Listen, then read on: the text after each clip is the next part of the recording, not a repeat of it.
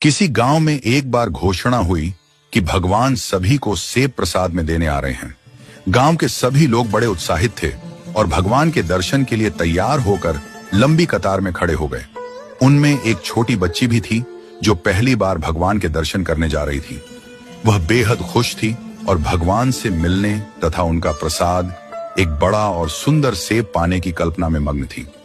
आखिरकार प्रतीक्षा का समय समाप्त हुआ। भगवान ने अपनी दिव्य उपस्थिति दी और सभी को बड़े प्रेम से प्रसाद में सेब देना आरंभ किया। जब बच्ची की बारी आई तो भगवान ने उसे एक बड़ा लाल और चमचमाता सेब दिया। बच्ची का हृदय प्रसन्नता से भर गया, लेकिन जैसे ही वह सेब लेकर कतार से बाहर निकली, अचानक सेब उसके हाथ से छूटकर पास की कीचड़ में गिर गया।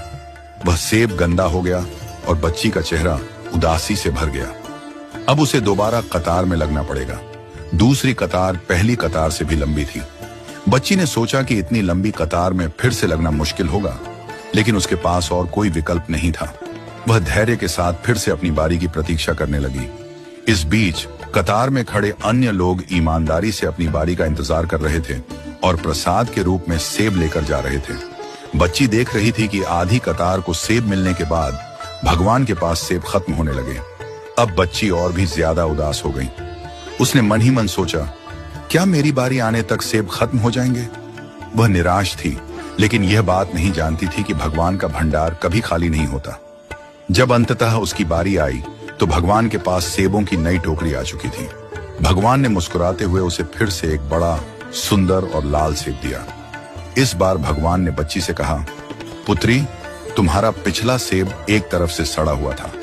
वह तुम्हारे लिए उपयुक्त नहीं था, इसलिए मैंने ही उसे तुम्हारे हाथ से गिरा दिया। मैंने ऐसा इसलिए किया ताकि तुम्हें एक नया और उत्तम सेब मिल सके। बच्ची ने भगवान को ध्यान से सुना। भगवान ने आगे कहा, तुम्हें दूसरी कतार में इसलिए लगना पड़ा क्योंकि नए सेब अभी पेड़ों पर थे। उन्हें यहां आने में थोड़ा समय लग रहा था। तुम्हारी प्रतीक्षा तुम्हारे लिए सर्वोत्तम प्रसाद लाने के लिए थी। भगवान की बातें सुनकर बच्ची का मन संतुष्ट हो गया। वह नए सेब को पाकर बहुत खुश हुई और भगवान का धन्यवाद कर वहां से चली गई। यह कथा हमें सिखाती है कि अगर हमारे किसी काम में विलंब हो रहा है तो उसे भगवान की इच्छा मानकर स्वीकार करें। जिस प्रकार माता पिता अपने बच्चों को सबसे उत्तम चीजें देने का प्रयास करते हैं, उसी प्रकार भगवान भी अपने भक्तों को वही देते हैं जो उनके लिए सर्वोत्तम होता है। भगवान के भंडार कभी रिक्त नहीं होते। ईमानदारी और धैर्य के साथ अपनी बारी की प्रतीक्षा करें। जो आपके लिए उचित है वह आपको अवश्य मिलेगा।